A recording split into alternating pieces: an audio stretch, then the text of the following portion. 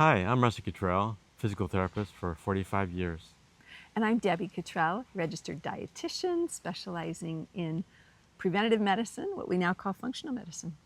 Today we want to take a look at trace minerals and electrolytes. Imagine that you're in the kitchen and you're baking a cake. You have the flour, the sugar, the eggs. You mix it all together, you throw it in the oven, and it comes out flat. Why? You were missing a very important ingredient, that leavening agent, the baking powder. It's so important. Doesn't take much. It doesn't take much, but it's not a cake without it. So basically, today as we take a look at trace minerals, we want to take a look at why they're so important, but most of all, why they're missing in our diets.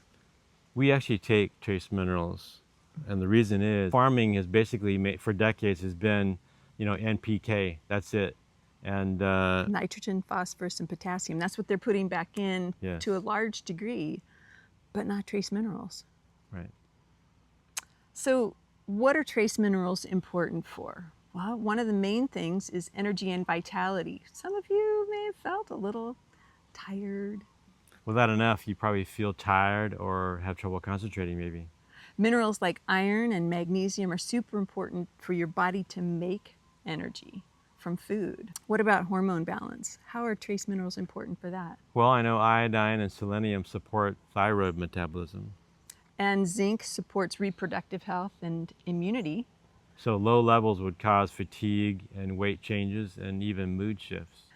How are trace minerals important for strong muscles and nerves? Well, they're like sparks, like a spark plug for muscles and nerves. So they prevent cramps, they keep the heartbeat steady, they're important for aiding in recovery. How about mood and brain function? Well, you need your magnesium, your zinc, and iron. They support stable mood and clear thinking. They help your brain's chemical messengers for focus and for sleep. They're also important for immunity and resilience. That would be zinc, selenium, and copper. That's right, because they strengthen your immune system. They help to fight infections and support recovery from illness. How about metabolism and blood sugar? Wow. Okay, so there's a lot of information nowadays from science that chromium, vanadium, and magnesium all help to regulate blood sugar and your insulin use. So getting enough can reduce energy crashes and cravings. That's important. How about longevity and protection? Well, selenium and manganese act as antioxidants. So they protect your cells from oxidative stress, and that means they support aging well. Aging essentially is excess free radical damage, yes. That's right. What are some signs that you might be low? Well, in if you're trace feeling minerals? tired, maybe muscle cramps or irregular heartbeat, that would be some things. How about brittle nails, thinning hair, maybe skin issues? Brain fog, mood swings, and frequent illness. Okay, that covers the gamut. Where can we get trace minerals if they're not put back in our soil? Well, if you grow your own garden and you know you're putting them in there, that would help. But whole foods, fruits, vegetables, nuts, and beans would have some. And that's why we actually take a trace minerals supplement. That's right, because most of our soils are depleted, so anything grown in those soils is also going to be a lot lower. But your whole foods are going to be better than, let's say, processed foods. Like you take a whole grain that has the germ and the bran and all of that with it, you're more likely to get more of the trace minerals with that. We do stick to organic, but even organic farmers, it's more what's not in the soil or what's not added to it than it is what they put in. And so unless you know the farmer by personal experience, you don't really know if you're getting those minerals in the food. That's right. So electrolytes, we hear a lot about electrolytes nowadays. Those have some of the minerals added to them, but as far as whole foods, what are some of the whole foods? One of my favorites, bananas. We grow them right here in Kauai. Yes. Right in our garden. Your green leafy vegetables are going to be higher, spinach, kale, things like that. Yogurt potentially can be higher. It all depends on what they're feeding the cows too. Also in trace minerals, one of my favorites is pumpkin seeds. We get those sprouted or The go raw. go raw sprouted pumpkin seeds. Yes, and those are high in zinc. And zinc is super important for the immune system. We also eat a couple of Brazil nuts, 2 to 3 Brazil nuts every morning for selenium. That's right. You can get iodine from seaweed. Some people like it, some people don't, but You know, that's a good interesting source. fact about the iodine. You've heard of Fukushima and other times where they have this radiation problem. Well, if your receptor site is filled with the good iodine, the bad one won't fit it. It's like no vacancy. It's like you go through a town, small town, and you go, oh man, we need to stay at a hotel. No vacancy. Well, that's what happens. So it's really important to have that very little amount, but that good, healthy iodine in those receptor sites if you're ever near or part of any of those kind of accidents.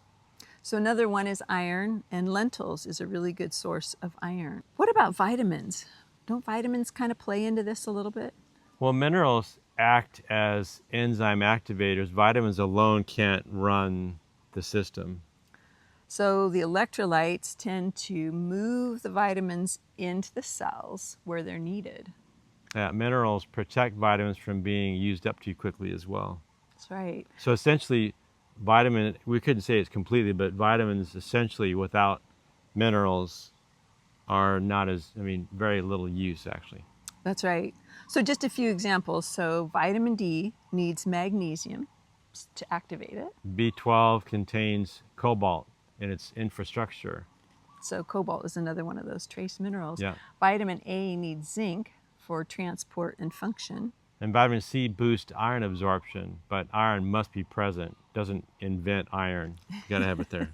But vitamin C is necessary, so there's definitely the working together. So vitamins can't be used effectively like gas with no spark plugs. Supplements may not work if mineral or electrolyte balance is missing. It can leave you feeling kind of tired, foggy, maybe out of balance. So you wouldn't want to waste your money on a bunch of vitamins if you didn't really have this ground floor minerals. Absolutely.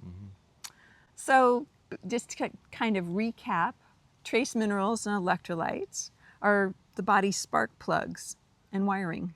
When they run low, things misfire: energy, mood, hormones, and immunity, and that flat cake, remember.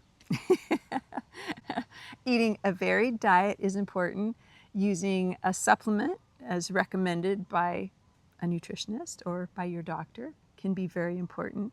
And just from our own personal experience, we have found it necessary to use a trace mineral supplement. Yeah, so again, vitamins don't work in isolation. Balanced minerals and electrolytes are essential. So we hope this was helpful for you as you're taking a look at being the best you possible for thriving in a world where not everything works like it was supposed to, and that including those trace minerals can help with your vitality, your energy, and your ability to thrive. If this is interesting, check out this video up here. It's basically omega-3 fatty acids and trace minerals being used for hormone production. Very important. Thanks so much for joining us. This was helpful for you. Please hit that like button so that we can get this message out to as many people as possible. And feel free to subscribe so that you don't miss future episodes. Until next time, aloha.